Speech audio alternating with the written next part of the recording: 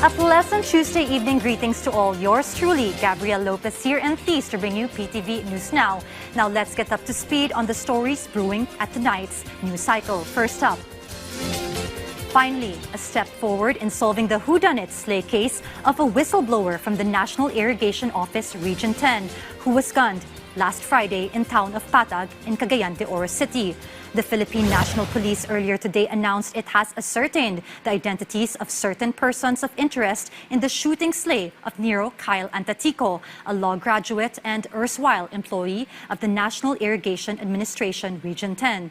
Antatico, police authorities claim, was allegedly the target of a slay plot since last year based on results of a preliminary probe by PNP Region 10 detectives on the case and his social media post railing against failed and flawed projects on flood control to include ghost irrigation systems in Lanao del Sur. The whack job on Antatico has drawn outrage from the Integrated Bar of the Philippines Misamis Oriental chapter, who says Antatico's hit job was a clear attack on the rule of law, while the local citizens watchdog group Matanang CDO railed against the NIA for doing so little to address the issue. This as the agency has put up 100,000 pesos reward for information leading to the arrest of the suspects. Former Senate President Francis Escudero stands firmly and squarely on the legality of the 30 million peso campaign donation he received in his 2024 senatorial re-election stump, in accordance with the poll body's guidelines on legal stump contributions.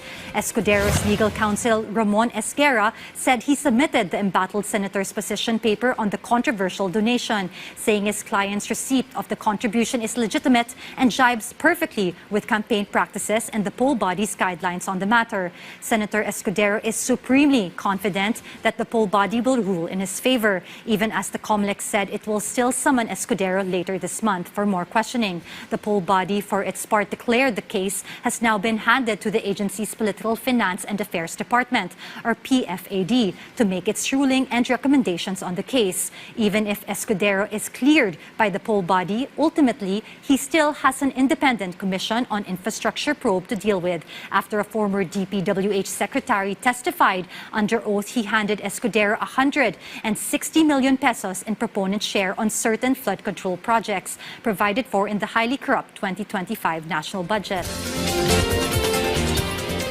Blessed are the peacemakers, for they shall be called the children of God, one of 8 Beatitudes of our Lord's Sermon on the Mount.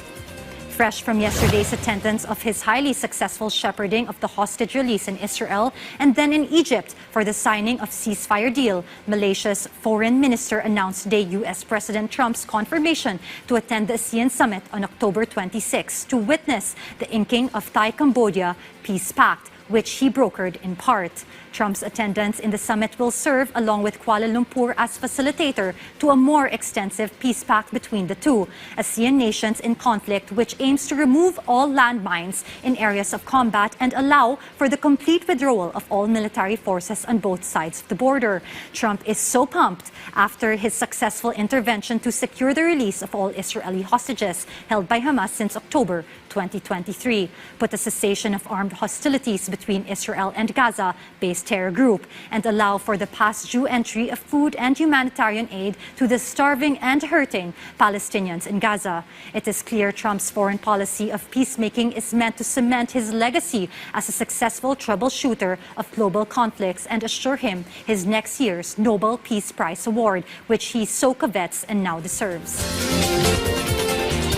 So we've come to the end of tonight's show. Join us anew tomorrow for another round of major stories here and abroad, breaking at the hour, and always keep it here for stories you can count on, news you can trust. This is Gabby Lopez wishing you all a restful night ahead, and thank you for watching PTV News Now.